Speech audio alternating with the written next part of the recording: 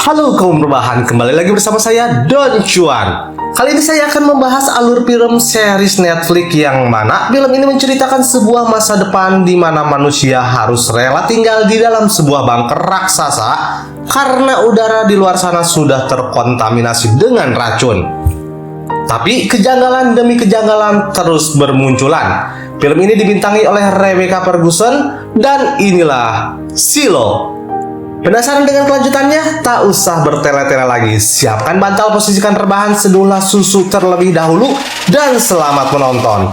Now is Nobar.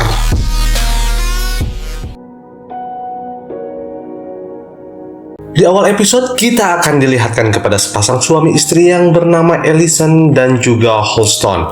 Holston merupakan seorang sheriff dan Ellison bekerja sebagai penulis berita. Di sini mereka mendapatkan sebuah kabar bahwa mereka telah diizinkan untuk memiliki anak dalam jangka waktu 1 tahun ke depan. Dari kabar itulah kita tahu bahwa di sini mereka tidak memiliki kebebasan selayaknya manusia pada umumnya. Mereka hidup di bawah sebuah bunker raksasa yang bernama Silo. Silo sudah ada sejak 140 tahun yang lalu, yang dibangun untuk tujuan melindungi umat manusia dari kontaminasi udara di luar yang sangat mengancam.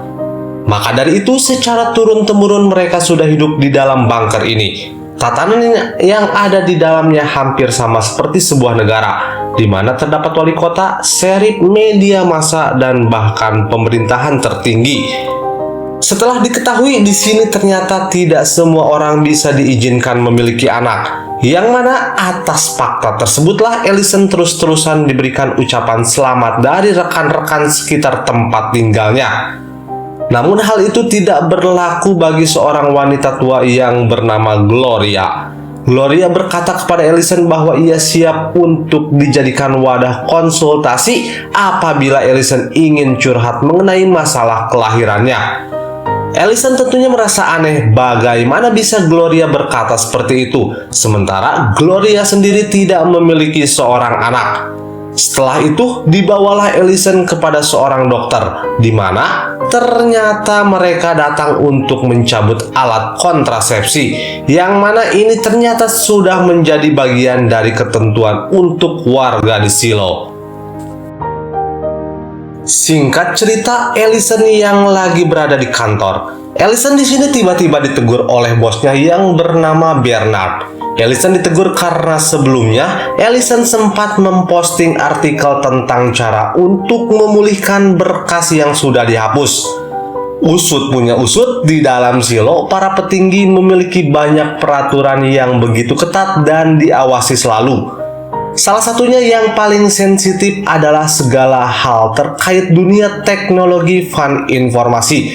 Tanpa disadari pun, dihitung mulai dari hari itu juga, tersisa 157 hari bagi Ellison dan juga Holston untuk memiliki anak. Namun entah faktor kenapa, sampai sekarang mereka belum berhasil juga. Di sisi lain, kita pindah ke kehidupan Holston. Holston begitu tunduk dengan seorang wali kota yang bernama Martha. Martha ini merupakan satu-satunya petinggi pemerintahan yang sangat sering berkomunikasi dengan para warga, baik itu kepada warga yang penurut maupun tidak, atau di sini juga bisa disebut seorang pemberontak. Di sisi lain, pada hari yang sama, Ellison tak sengaja bertemu dengan Gloria. Dari situlah Gloria mengajak Ellison masuk ke dalam rumahnya. Tapi entah kenapa Gloria sengaja menyalakan keran air sebelum mengobrol dengan Ellison, dengan alasan dia tidak ingin para petinggi mendengar percakapan ini. Tanpa basa-basi, Gloria pun menyampaikan beberapa kejanggalan terkait kenapa mereka tinggal di bawah tanah dan apa yang sebenarnya terjadi di luar sana. Bahkan Gloria turut bertanya-tanya kenapa hanya orang-orang terpilih yang bisa diizinkan untuk memiliki anak. Keesokan harinya pertanyaan Gloria itu langsung disampaikan oleh Ellison kepada suaminya Holston. Hal ini membuat Holston tidak merasa senang. Terlebih Holston sendiri sudah mengabdikan hidupnya kepada Silo. Keesokan harinya, Ellison yang lagi bekerja mulai mendapatkan undangan dari seorang tukang servis komputer bernama George. Ellison disuruh datang ke tempatnya. Pada hari itu juga, hari perayaan kemerdekaan sedang berlangsung. Singkat waktu, pagi telah tiba. Ellison memulai harinya dengan sarapan terlebih dahulu di sekitar area pasar. Sedangkan Houston sedang berpatroli seperti biasa sembari melihat segala aktivitas yang terjadi di dalam bunker. Ketika siang harinya, barulah Ellison pergi untuk segera datang ke kediaman dari George. Tak perlu panjang lebar, George menyampaikan bahwa secara diam-diam ia sempat mencetak sebuah artikel yang sebelumnya ditulis oleh Ellison. Karena ketika membacanya, George mengetahui bahwa artikel itu sangat-sangat sensitif. Alhasil, George mulai mengeluarkan unek-uneknya. Ia paham bahwa Ellison adalah orang yang bisa dipercaya, di mana George segera memperlihatkan sebuah memori kuno yang tak sengaja ia dapat dari ruangan bawah tanah. Memori itu ternyata sudah berusia 150 tahun atau lebih tepatnya 10 tahun lebih tua daripada umur Shiloh. Seketika rasa penasaran mereka berdua langsung melonjak tinggi. Seluruh kode terus-terusan dicoba oleh Ellison demi bisa membuka kode akses dari memori tersebut.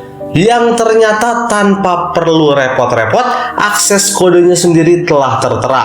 Tapi kodenya tidak bisa dilihat secara langsung, melainkan harus menggunakan kaca pembesar terlebih dahulu. Di saat yang bersamaan upacara hari kemerdekaan akan segera berlangsung, Martha sebagai wali kota benar-benar merasa bersemangat setelah mendengar sorakan dari para warga. Sontak sesi pidato pun dimulai. Dalam pidatonya, Martha menyinggung para pemberontak yang sempat membuat ulah pada 130 tahun yang lalu. Para pemberontak itu mencoba mengakses semua file-file rahasia melalui sistem komputer, serta membantah segala fakta terkait kondisi bumi di luar sana. Pada sisi lain, George bersama Ellison berhasil membuka seluruh data di memori tersebut. Mereka berdua pun tertarik kepada sebuah file terkait dari sistem Shiloh.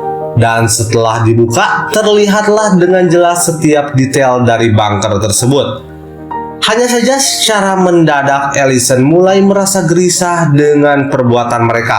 Hasilnya Ellison pun segera pergi sedangkan George tetap melanjutkan. Bisa dibilang di sini Ellison masih berada di posisi ragu-ragu. Ia tak tahu apakah harus melanjutkan rasa penasarannya atau tetap patuh untuk berperilaku sebagai warga yang baik. Warga yang merasa bangga serta senang dengan keberadaan mereka di tempat ini. Sama halnya seperti Houston yang sudah mengabdi sekaligus menjunjung tinggi rasa hormatnya kepada Shiloh. Selanjutnya pada saat di rumah, Ellison pun tidak lagi bersemangat untuk membuat keturunan. Ia mengaku lelah kepada Houston karena seluruh usaha mereka selalu berujung sia-sia. Terlebih pikiran Ellison yang begitu pusing langsung membuat izin dari kantor. Tak lain tak bukan, Ellison ingin mencari tahu informasi lebih dari Gloria. Kemudian Skin segera berganti kepada Ellison yang kembali berkunjung ke tempat George. Setelah menghabiskan waktu berjam-jam, Ellison pun baru sadar atas fakta yang sebenarnya. Tapi di sini ia tertarik kepada satu file, yang mana setelah dibuka, terkuaklah bahwa kondisi bumi yang mereka lihat merupakan display yang telah diprogram. Lalu Houston pun mulai bingung kepada Ellison. Karena sang kekasih tak kunjung semangat untuk membuat keturunan. Yang ternyata waktu mereka berdua untuk memiliki keturunan hanya tersisa 7 jam lagi. Dan ditambah ketika konsultasi Ellison malah tak kunjung datang pada pagi itu. Alhasil, Houston pun segera mencari keberadaan Ellison. Tapi ia tidak terlihat juga di kantornya. Dan siapa sangka, Ellison masih saja berada di rumah sembari menyalakan keran air. Ellison bergegas menyampaikan suatu pesan kepada Houston, lebih tepatnya pesan yang bisa menjadi bukti bahwa tidak semua orang bisa dibiarkan untuk memiliki anak. Di mana setelah hal tersebut menimpa Gloria, kini fakta yang sama harus menimpa Ellison. yang ternyata diketahuilah sudah bahwa alat kontrasepsi milik Allison tidak benar-benar dicabut, melainkan alat itu baru saja dicabut sendiri oleh Allison hanya dengan mengandalkan alat seadanya.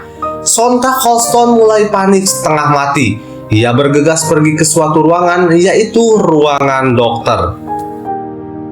Tapi ketika balik, Holston diberitahu bahwa Allison sedang berada di ruangan kantin, di mana pada momen tersebut Allison berusaha meyakinkan banyak orang terkait apa yang ia pikirkan. Tak lain tak bukan, Allison berpikiran bahwa kondisi di luar bumi yang mereka lihat sudahlah dibuat-buat. Ia percaya seluruh ketakutan tersebut terus-terusan diberikan melalui sebuah program yang bisa diatur kapan saja.